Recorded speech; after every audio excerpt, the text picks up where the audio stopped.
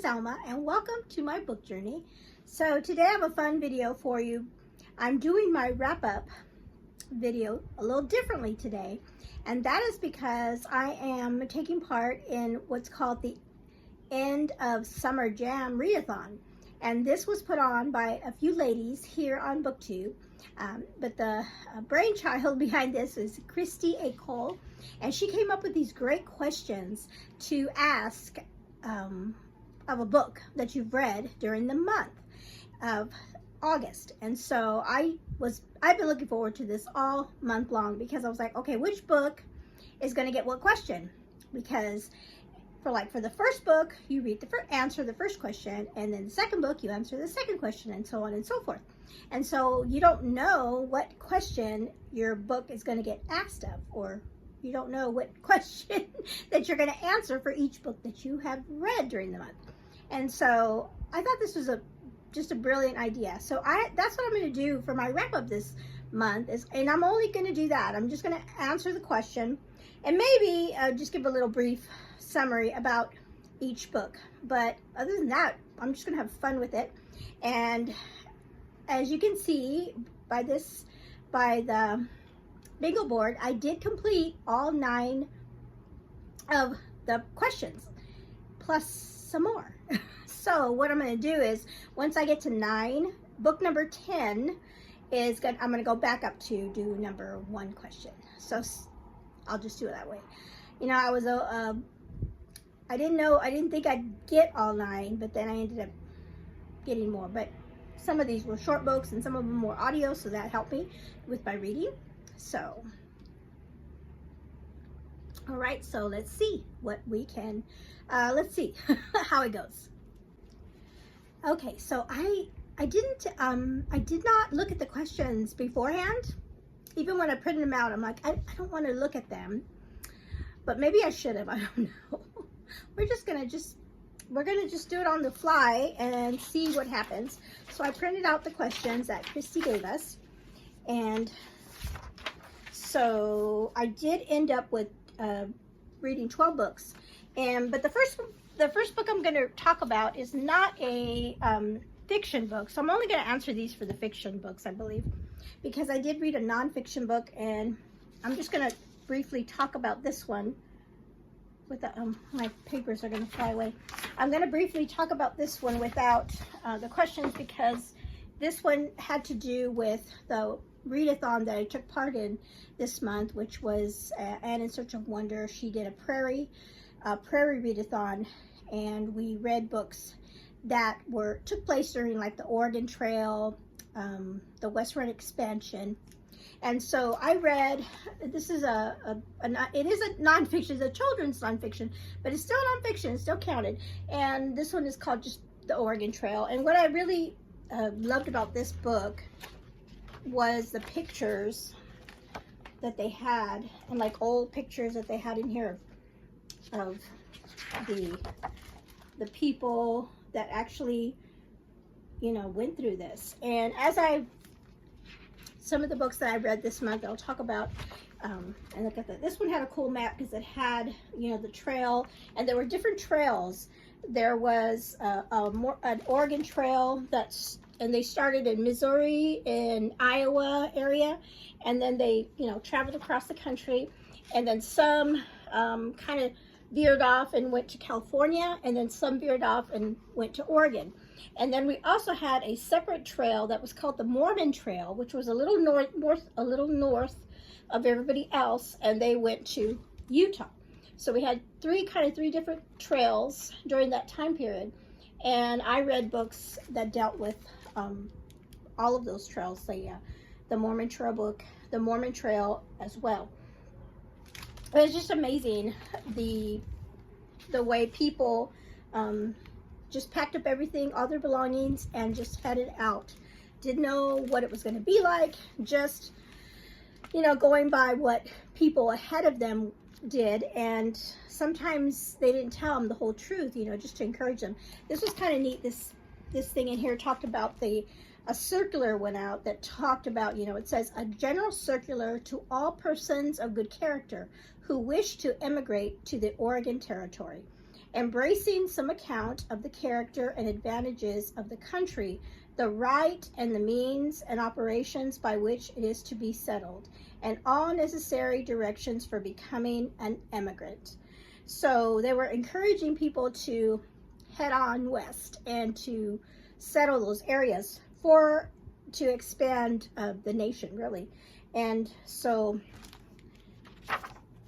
but it was not without hardships. We have, some, people got sick on the way, people were injured, and especially with one of the books that I read, they encountered so many hardships depending on what time of year they went off. It talked about that for the most part they headed out in springtime so that they would get to their location before the winter months hit. And if they left too late,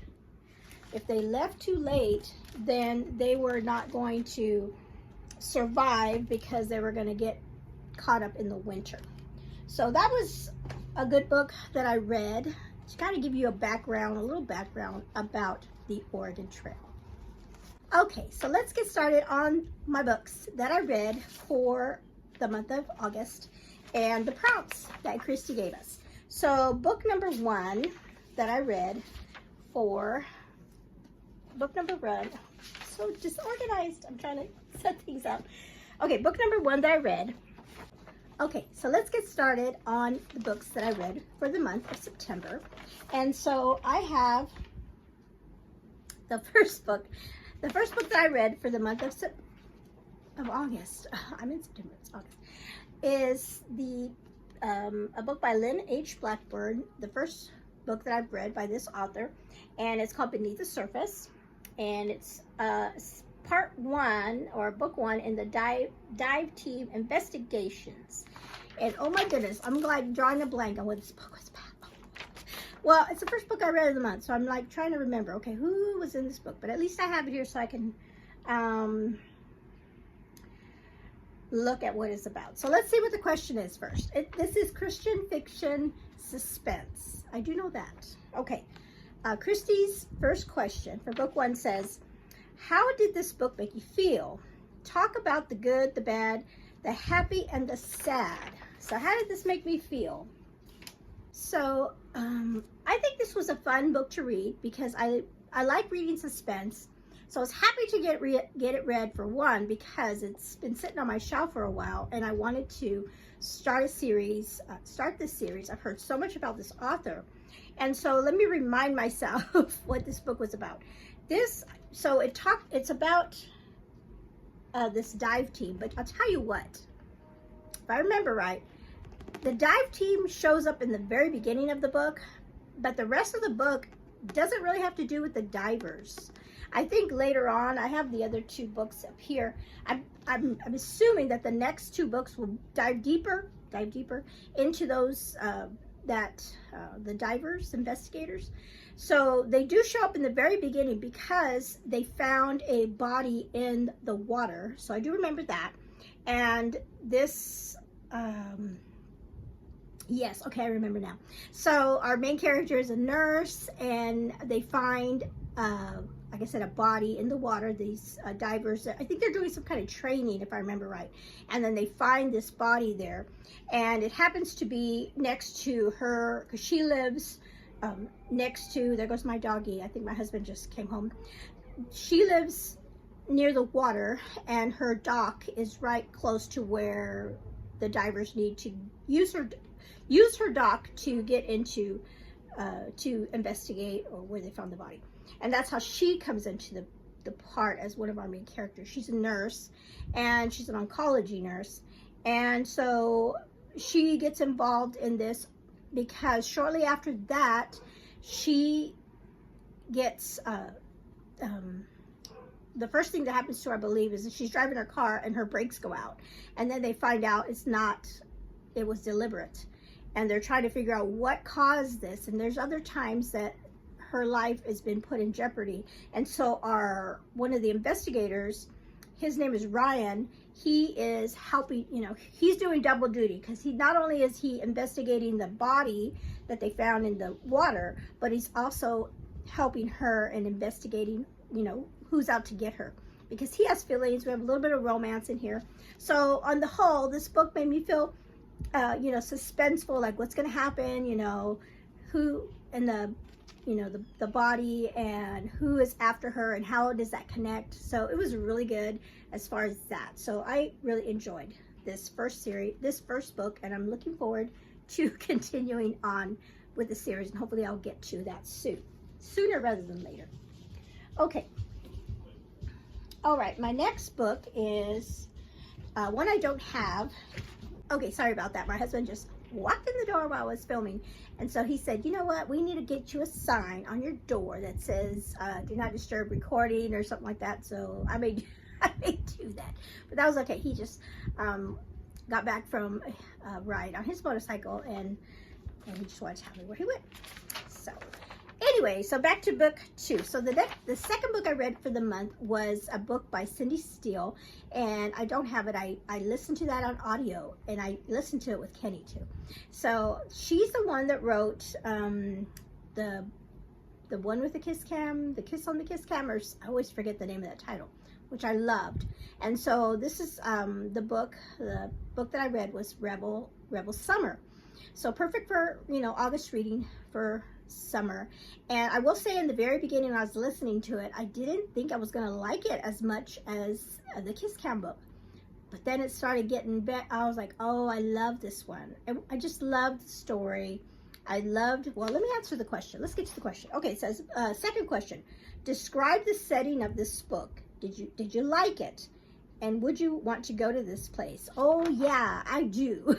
So the setting for Rebel Summer was on a Florida island. So Florida, but like an island off the coast of Florida, where this was really interesting to me. So on this island, there were no cars. There were no cars allowed. You couldn't have a car on the island. And everybody used those golf carts. And that was key in the book too. And it had a funny thing with the golf cart. But there was no cars. And it was a close-knit community. Everybody knew each other. And our main character grew up on this island, and for the story, she came back to the island at the beginning of the book to take part in a wedding. I think it was a friend's wedding. She didn't really want to be there because she didn't want to be around her dad. Her and her dad had a really difficult relationship. So she didn't want to be around her dad, and she just wanted to get in, do the wedding, and get out. But of course, things happened concerned with the golf cart, and she ended up staying longer than she really wanted to. But I would love to be on an island like that too, just because it sounded really nice. The people it was funny. Like I said, everybody knew each other, and they knew each other from kids, like especially if you grew up on the island. And that book had an interesting, the book was really interesting. The way it was set up was because every chapter started with her in high school in her biology class, and every chapter was a different day in that biology. And at first I was like, why is this happening? But it was so crucial to the story, and the way she weaved that in at the very end, so I don't know. I go back and forth which one I like better. I think they were both great. It's a great book. So this is not a Christian fiction romance. It is just as a secular book. It is, but it's clean, and the characters are so nice. The main character is, oh, did I write her name down? The main character is Ivy. And then we have the love interest is a boy that she went to high school with, Dax, who was like her biology partner, and he called her Books. And I just love that because he had a nickname for her, Books, because she was, very studious, and she went on to become, she was going for her PhD, so she was very intelligent, and so he called her Books. And he was different from her in that way. But you know how they say opposites attract. So it was just a wonderful story overall, and it wasn't just a romance.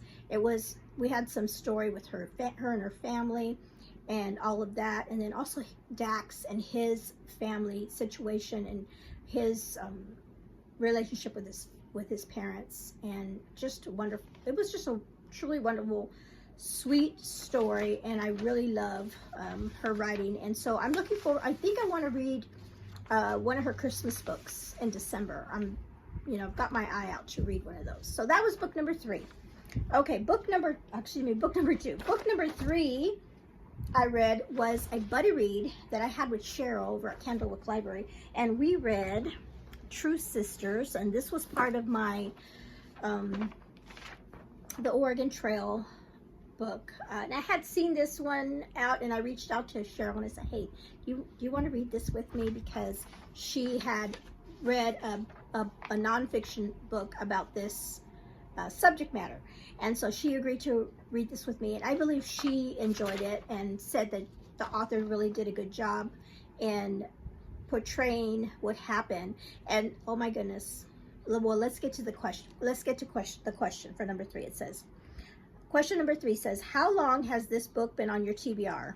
It's been on my TBR for a while. In the back, as soon as I saw this at the library, and it must have been last year that I was looking through the library, and I saw this author, Sandra Dallas, and she has quite a few little, and it's the size of the book that got me too. It's just a different little size, and she has quite a few historical fiction books over different time periods. But this one in particular, because it was about the Mormon trail, the Mormon handcarts, and I know some of that history because I lived in Utah for many years, and I remember all about Pioneer Day. When we first started living there in Utah, the holiday, it was like, why are we having this holiday? Because we'd have July 4th, which was a holiday at work, but then we also got the bonus holiday, I think it's like July 24th, if I'm not mistaken, that it was a holiday, so it was like an extra day off in July. I always thought that was, pretty cool. But that was why. It was for Pioneer Day, and it was because of these people, their ancestors really, that crossed the prairie and made it to Utah, Salt Lake City. And so it's still celebrated, and they still have every year. I remember they would show, like, mostly it was like young kids or high school kids or college kids that would make the trek, with the handcarts. And that was a real big deal. Anyway, so it says, so it has been on my TBR for a long time. It's like, I want to read it, but it's like that kind of thing. And so when the Oregon Trail came up, or the Prairie Trail readathon came up, I knew right away I wanted to read it. Okay. So how do you feel now that you've read it? I feel like I should have read it a long time ago because it was so good, but I think it's perfect timing. I think it really is perfect timing, like I said, because it was perfect for this readathon. But it was such an interesting book. I mean, the title's called True Sisters, and I thought that it was just going to be about 2 sisters, and we do meet some sisters in this book, but really it was about all of these, specifically 2 or 3 families that were headed to Salt Lake. And a lot of these families were from overseas. They were from Europe. So back in this time period, I think it was 1856, Mormon missionaries went over to Europe, and they were preaching the Mormon gospel, what their church taught, and they were proselytizing many people in Europe, because I think at that time many people in Europe were part of the Church of England, and they were kind of tired of all of the rules and everything, and just the way people maybe were elevated. This was new. It was all new to them. And so many people joined the church. And so we have some families that joined, and different perspectives. So we have a family that was gung-ho and was just wonderful, couldn't wait. And then we have a family that, the husband was gung-ho for it, but the wife, not so much. And she was even telling the husband, okay, fine, you join the church, but why do we have to move? you know, we have a business here, we have a life here, and you want to take us across the ocean and everything, you know, it was a huge, huge deal. So not only in this book do we have the story of just the crossing across the United States, but we have people from a different country, you know, doing this too, leaving everything behind. And this book had so many tragedies in it, so many tragedies. I'll just say, like, one of the families lost, even before they made it to the States, coming across the ocean, losing a child.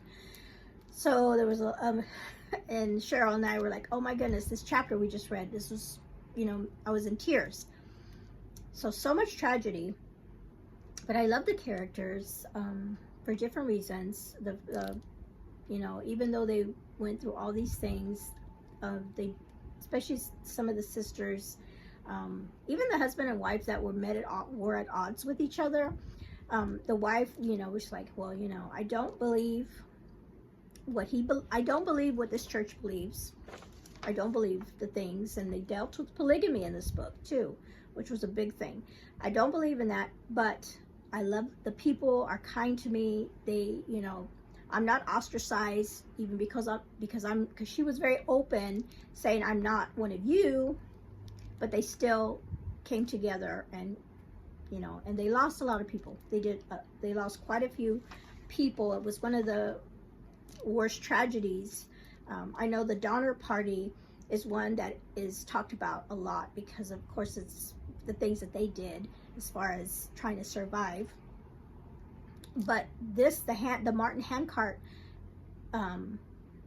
group lost a lot more people compared to the Donner Party, and just tragedy after tragedy. But it was a really great book. I was so glad that I finally got around to reading it. So yes.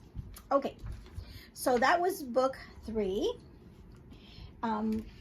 Book 4 is another suspense book, and that was Always Watching by Lynette Eason.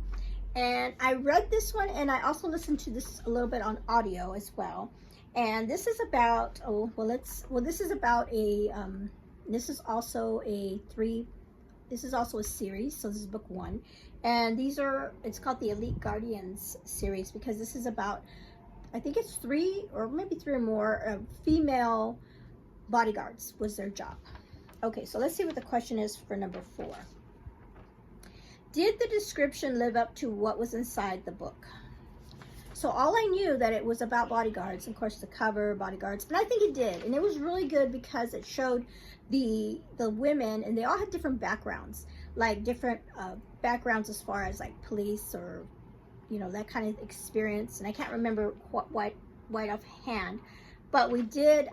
I'm assuming that going forward, each one of the women are going to be shown more like part of their case. So this the first one was with the gal Olivia, and how she worked in this, like she was like maybe like the head person for the case. So they're not policemen, you know, so they're not detectives. They're just there to watch. You know, they're hired to watch somebody, and usually like maybe it's like somebody famous that's in town, you know, extra bodyguards for the police. You know, they have a good relationship with the police in their city. So if there's some, you know, politician or famous person or just somebody that needs extra security, they call on them to, you know, add to their already security. And so for this book, she's watching a father hires them to watch his son. It was interesting because the father didn't tell the son that he had hired these bodyguards, because the son had a radio show, and he was getting like almost like he was being stalked by a stalker. And so the dad wanted him to be watched over. And then something happens at the beginning of the book that, you know, to one of the guardians, and so and then the whole thing goes forward. But I think it really lived up to what I thought it was going to be. Okay, what it says, did it give away too much? I didn't read the back of the book, so I can't answer that. yeah, so I didn't, all I knew was that they were bodyguards and that they're female bodyguards. And so I don't, usually for suspense, I don't like to read the back because I don't want to give, sometimes it gives away too much in the back. So I didn't read the back of it. But I did enjoy it. I like Lynette Eason, and I'm looking forward to continue. Here's another series that I want to try to continue reading.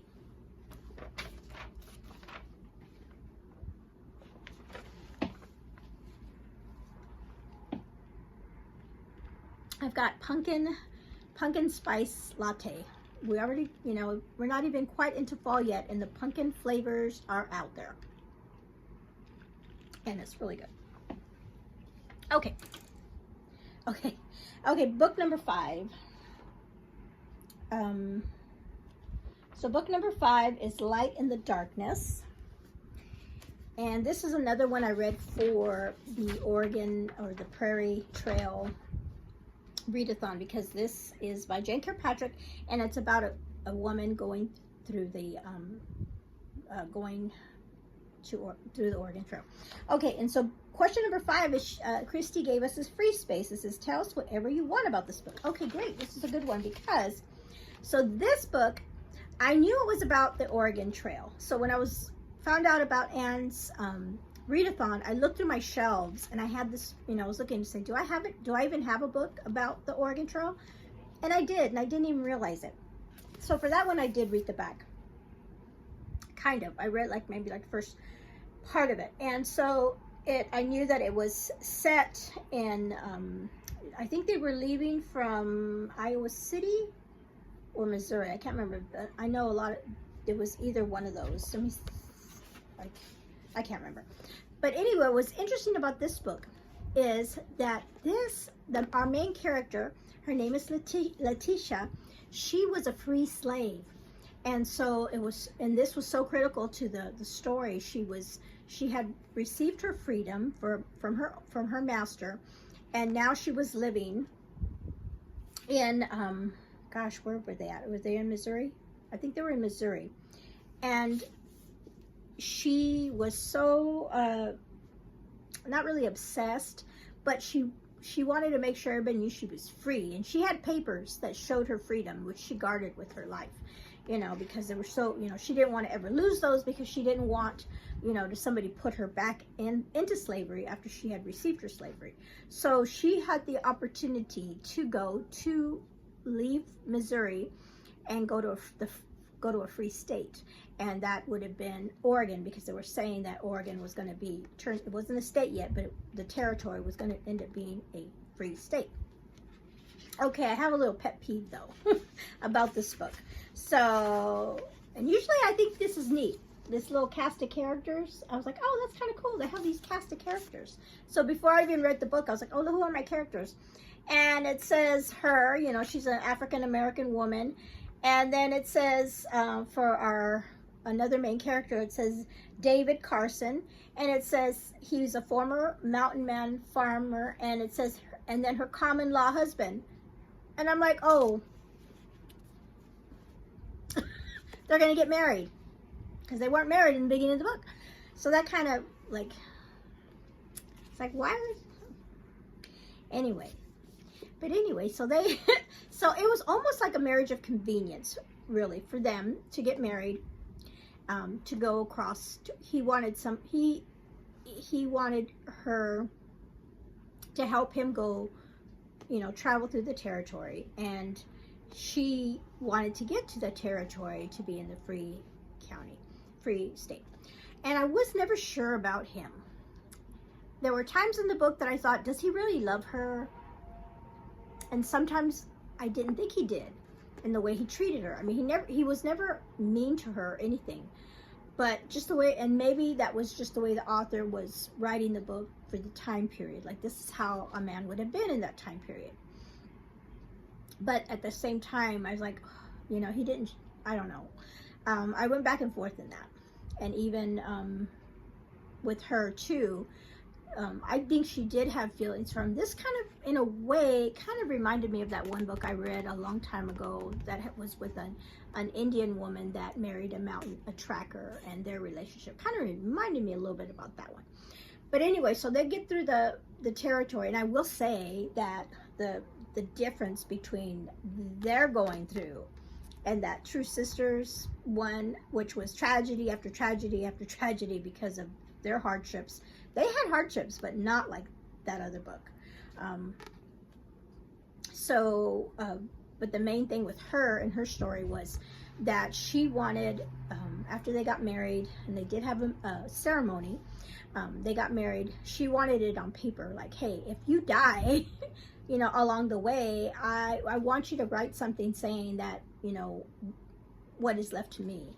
And he was like, oh, you know, you don't need that, you don't need that, and then that kind of thing. But that was so important for her, for people to know what she, if he died, you know, what would become of her. And she did have children with him, so she's like, I want my children to be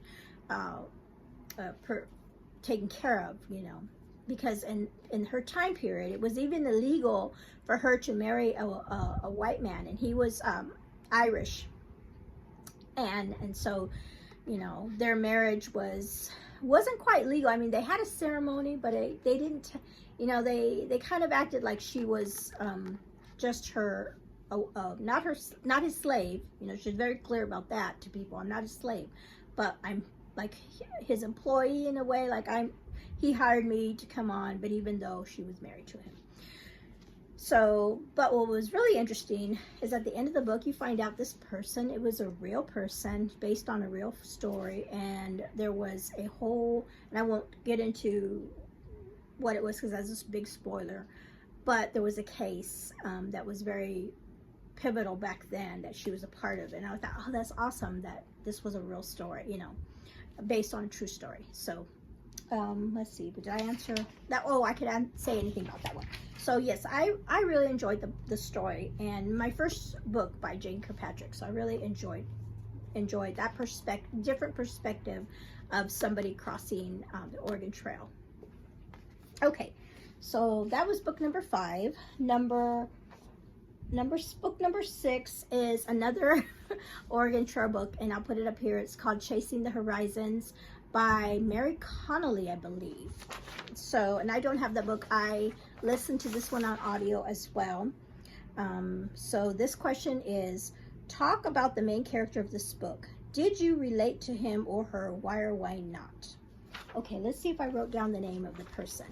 I did. Okay, so our main character in this book is Beth.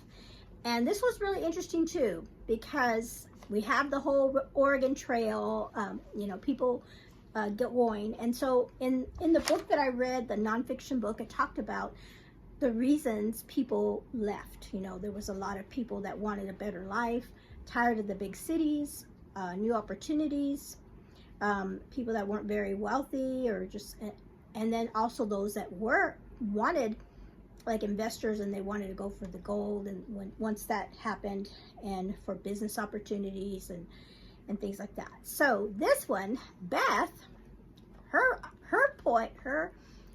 whole reason for joining the wagon train had nothing to do with that. It was to escape. It was to hide amongst the people.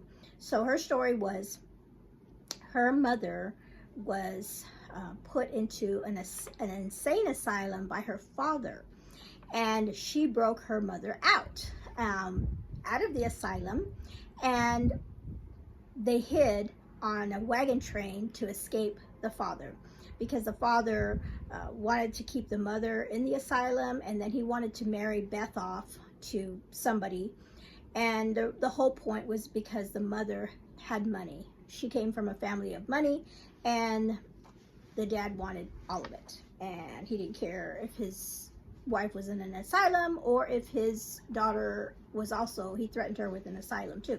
So this one was a book about these two women that were trying to escape an abusive husband and father, and them sneaking into the wagon train and hiding their identity from other people, and trying to get as far west as possible from the father. I did like her character because she had a love for her, of course, for her mother and to save her, but also for the people around her. Even though like when because she had it all planned about, you know, it was just going to be her and her mother. But then when the mother escaped, she brought actually somebody with her that was helping her in the asylum. And Beth was like, wait a minute, I didn't plan for another person. And so she had to change her plans up. But it was beneficial to have this other woman come too.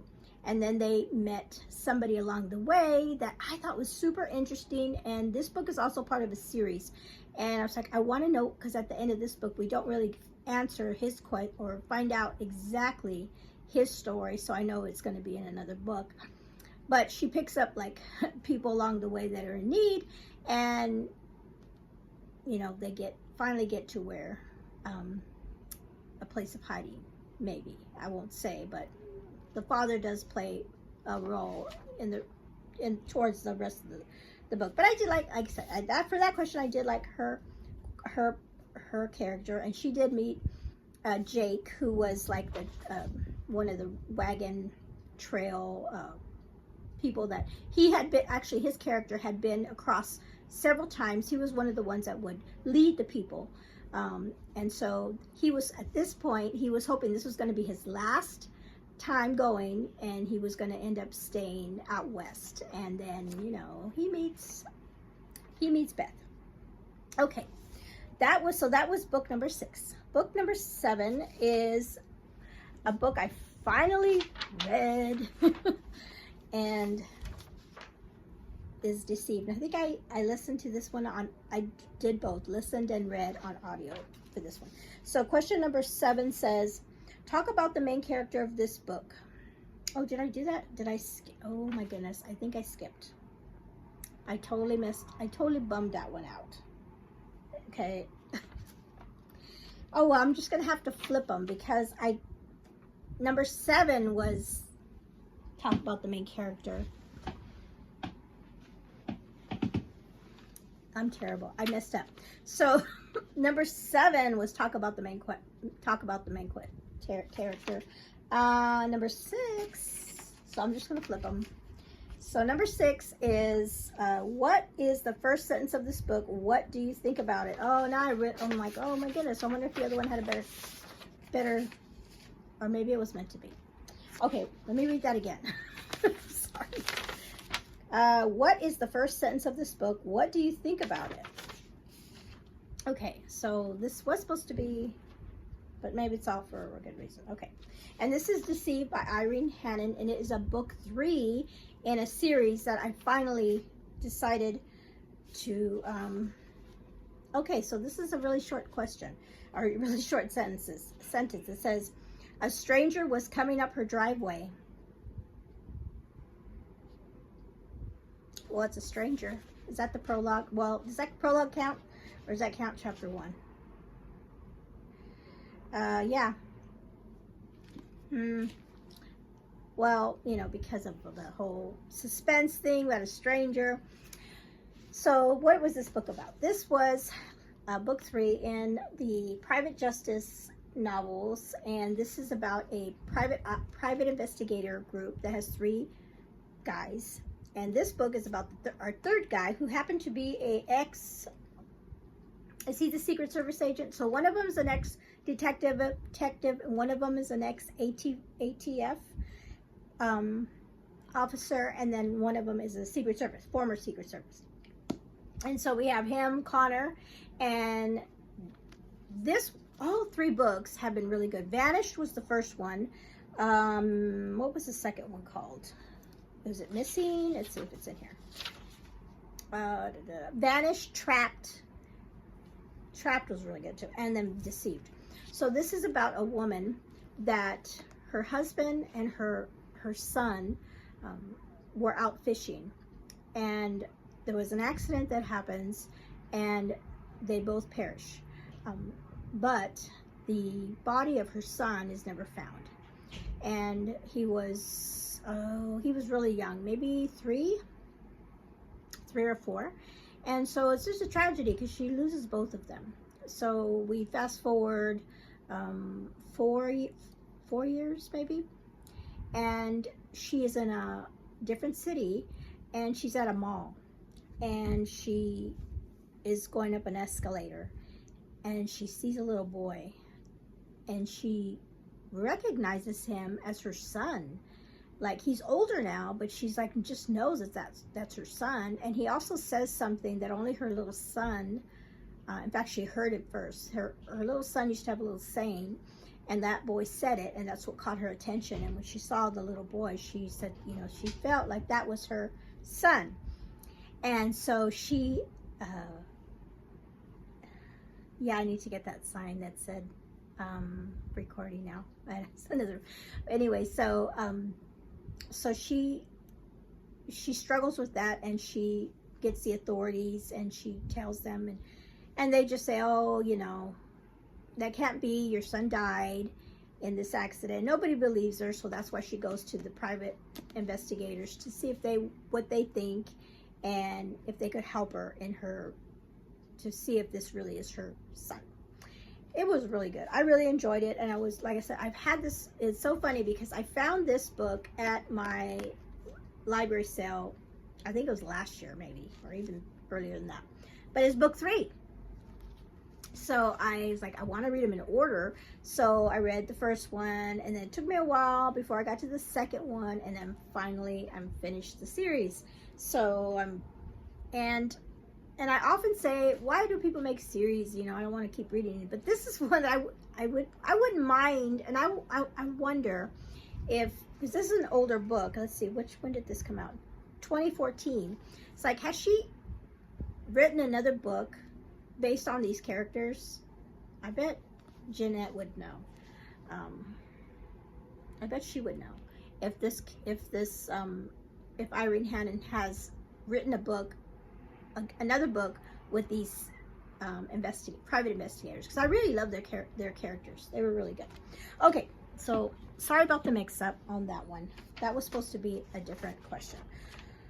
Okay, now we're on to book 8, and this time I'll pay more attention. Book 8 was another suspense book, and that was one I listened to on our trip from to Iowa, or actually from Iowa back to Indiana. We listened to a book on audio. My husband and I, well, everybody was in the car, but mostly my husband and I were listening to it. And that was Mind Games by Nancy Mel.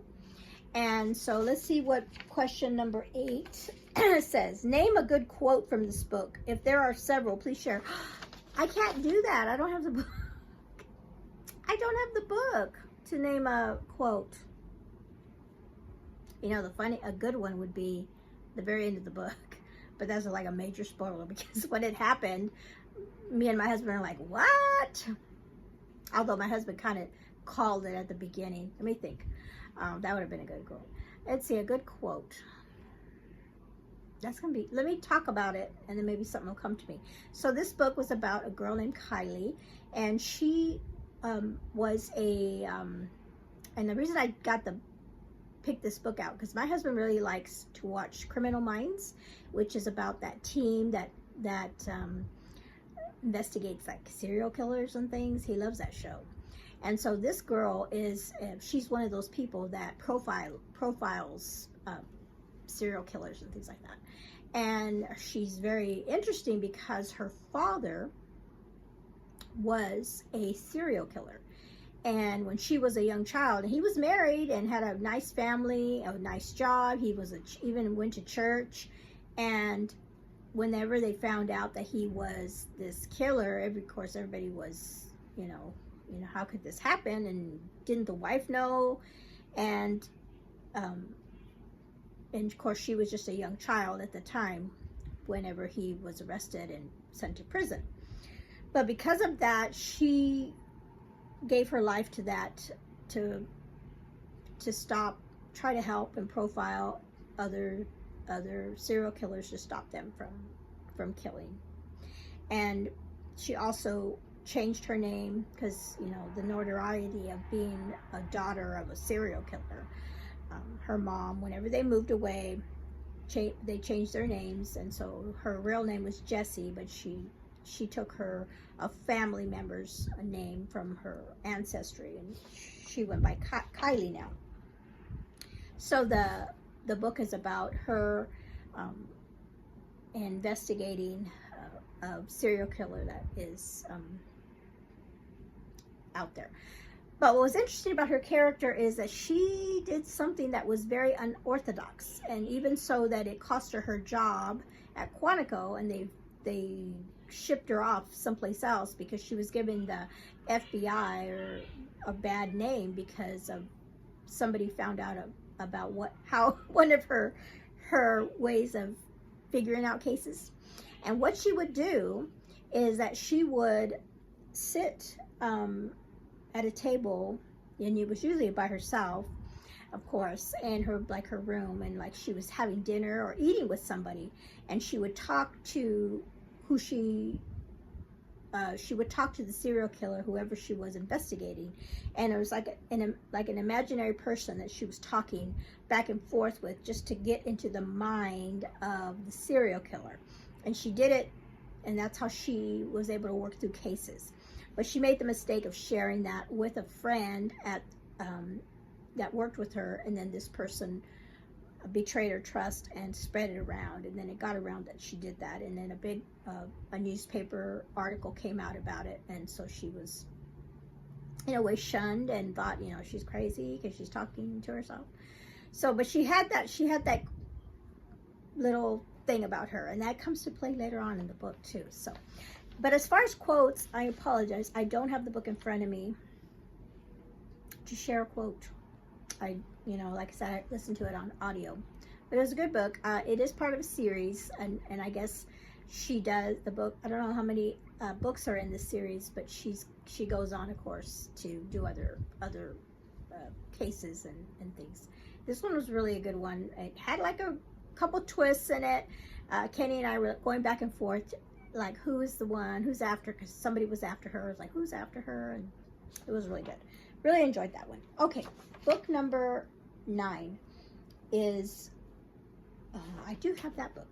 And the question is, who would you recommend this book to, even if you didn't love it? So my 9th book was a love-inspired book, Danger on the Peaks by Rebecca Hopewell. And this was a good book. It was a short one. And I mean, I didn't like love it, but who would I recommend it to? I guess my mother-in-law, because she loves these love-inspired books, and she probably has already read it, actually, because I think I got it from her. But her, and I think anybody that really likes short books that are like, we're coming into September, shorty September, this would be a good book to read, because it's super short, and it all happens in one day. So it's one of these books that you can read in a day kind of thing, because the events happen in one day, and it's really fast paced, and it's really good. It was really good as far as that. So it's a story about a woman that wakes up. It starts right off. She wakes up in a cave, and she has a little bit of amnesia. She doesn't know how she got there. But the book, during the day, things start coming back to her, and she realizes why she's in the situation that she's in. This gentleman here, he finds her up on the mountain and helps her. And see, who is she? Her name's, I knew I had a book about Ellie. So Ellie's, my daughter. And so I was like, oh, I'm reading a book about a girl named Ellie. And so Michael is the one that finds her, and he helps her because people are after her, and it's really intense. They're on the horse, but later on they're on snowmobiles in the middle of winter up in the mountains, and avalanches happen, and all kinds of stuff happen. Like I said, it's pretty fast paced, and then we do have a little love story in the mix. Like, why do you have time? You don't have time for that, but they do have times where they're talking to each other. Both of them have recently lost their spouses. His wife died of cancer, and then her husband was killed in a car accident. So they recently have lost their spouses. So, oh, my camera starts moving. Okay, so that was book number 9. But I did say that I did go over and read more than 9. So book number 10. So I said I was going to go back to the top and answer those questions. Oh my, where am I? Okay, so now I'm going to start back at the top because book number 10 was, this book was my jar pick for the month, Shadow and Bone. And I read this in 2 days. Toward the end of the month, I was like, I need to get this book read. And it just didn't take me very long because it was another really good one that, you know, it was a page turner. So I'm going back up to the top with the first question. It says, how did this book make you feel? Talk about the good, the bad, the happy, and the sad. I really enjoyed reading this book. It was fun because it's a fantasy book, and I always do really good with fantasies for the most part. And the characters, although some of the words were hard to read, so I kind of, you know, fumbled through that. And I did not read this on audio. I read it, so it was really good. And the book was about 2 orphan kids that are in this land. And I love when they have maps in books. And so we have a map, and this little, the fold, the shadow fold is the main part of the book. This country is cut off from the port city right here. So there's nothing that can get through this. There's like evil things in here that can kill you. And so our main character, her name is Alina. She has a special power where she's a sun, what they call a sun summoner. And and as an adult, she doesn't realize that she has this power. It kind of comes out while she's going through the fold herself, that shadow fold, and it comes out because she's protecting herself. And so people find out that she has that, and she gets called to the capital of their city with the king, and you know, because they can use her power to maybe put an end to that fold so that their country can once again go across to the sea, because they're kind of cut off. They have enemies to the north and to the south, and they're just like isolated. And if they had access to how they used to be, then they can thrive again. So she's very pivotal to the salvation of their country. But of course, things aren't always what they seem, and so we also have a little some love triangle, like love story in here.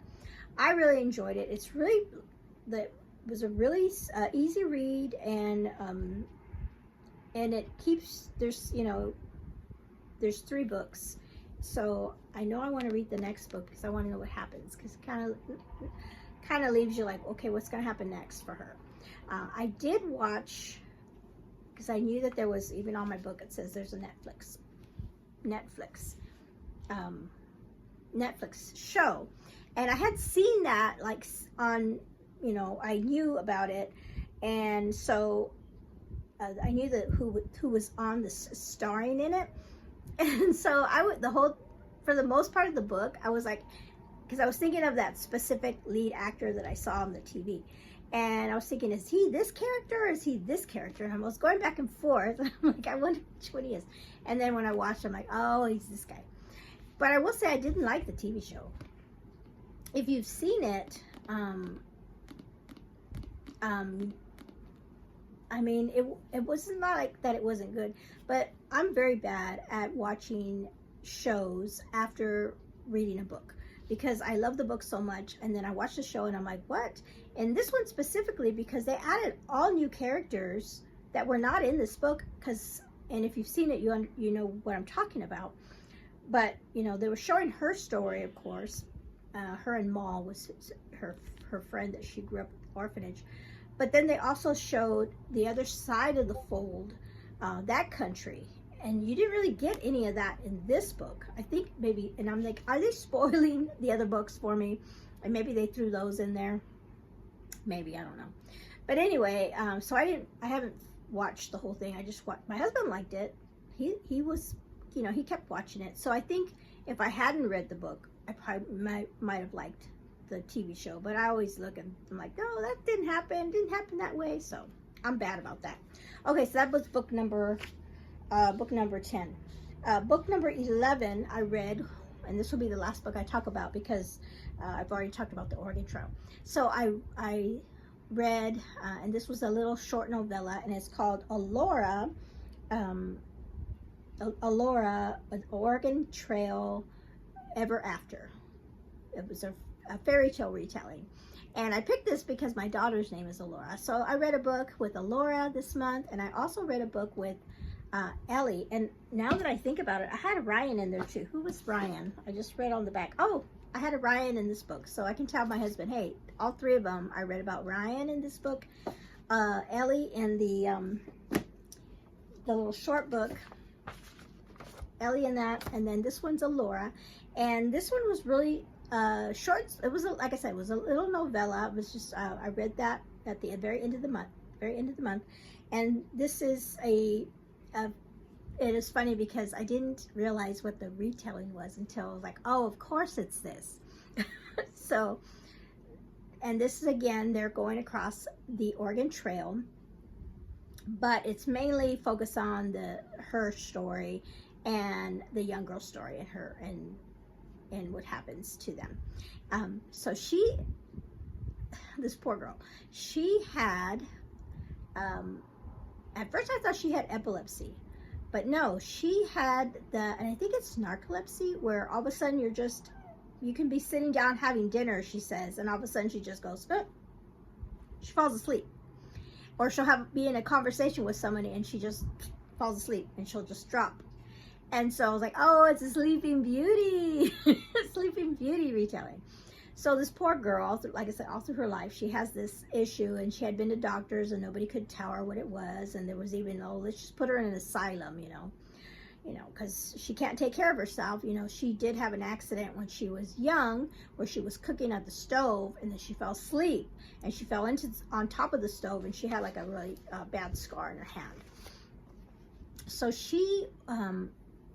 so that was a part of her character. But also, the reason she was on this wagon trail, kind of similar to my other one, where that thing of hiding, it is like that now that I think about it. So she, am I answering the question? Oh, I didn't answer the question. Okay, sorry. So this one, I'm doing question number 2. Describe the setting of this book. Did you like it, and would you want to go to this place? The setting of the book was the Oregon Trail. I wouldn't want to do that. I would totally not want to do that. I would go, I was telling Kenny, wouldn't we need to go like, and there probably is like a road you can take to show how they went. I'm sure there is. That would be interesting to see that kind of history and things, but I definitely wouldn't want to be on, especially after reading that first book, The Two Sisters, and the hardships and things. So no, answering that question, I like reading about it. I just personally wouldn't want to, because I'm not a big camper, and that's what they did. They would travel so many hours during the day, and then they would like circle the wagons and then have that campfire, and then basically be camping out for months, because it took several months to get across the plains. So, and I'm not a big camper. And then just the weather and just oh gosh, in the beginning it was hot, walking through this hot sand. They didn't have, the right shoes to wear. And then towards the end of the trip, you were, going up mountains in the snow, still without anything. But anyway, her story was she came from a wealthy family as well. So we got a little bit of similar things in these books. Wealthy family. The father lost a lot of money because he was a gambler, and he lost a bet. And when she was like 5 years old, he lost a bet, and so he bet his daughter to this other man and said, hey, when my daughter turns 20, your son can marry her. That's the bet he made. And the mother found out about it, and she was so upset. She sent her daughter away with her 3 sisters, her 3 spinster sisters, and sent her in hiding. And so the dad, and she told the father that, you know, the daughter was kidnapped. So he never knew that the daughter was with the sisters all these years. And then in the book, the dad finds out, you know, where she's at. And so they have to leave their home in Pennsylvania in the woods, and they escape on the Oregon Trail in the wagon train, again, like the other girl, in hiding to try to get away from the husband or the dad. And she, Alora, meets Frederick, and he's there with his family, supporting his family, and they have a little romance there too. So it kind of reminded me more of the Disney Sleeping Beauty story, with the 3 little fairies that protected, I think it was Aurora instead of Alora, right? Was it Aurora on the Sleeping Beauty? That just occurred to me. Sleeping Beauty Disney cartoon. Her name was Aurora, and she was the princess that went into hiding because she pricked her nail, or not to prevent her from pricking her finger, but the king sent her off when she was just a baby with the 3 fairies.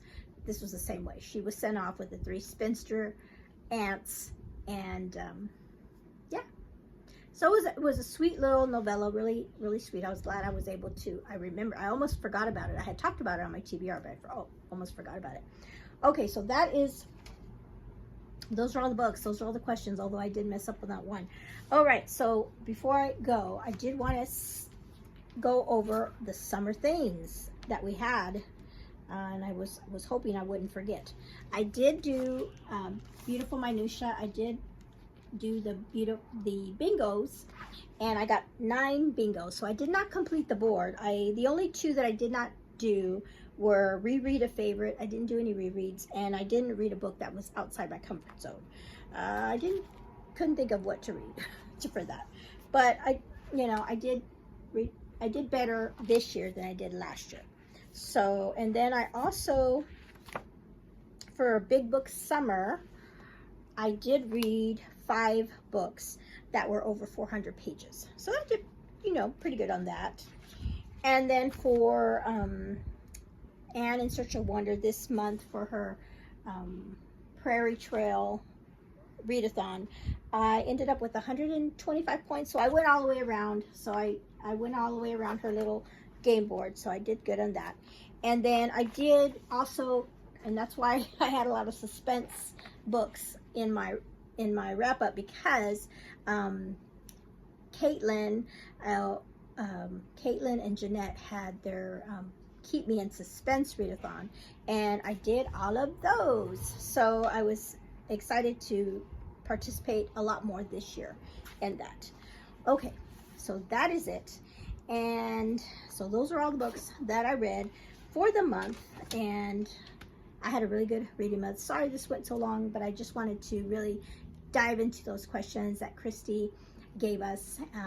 Let me know in the comments below if you read any of these books, and also if you answer those. If you go over to, I will link her video below that will give you those prompts. So if you want to go and answer those questions for yourself for this month's reading, and to see, that'd be a fun thing to do.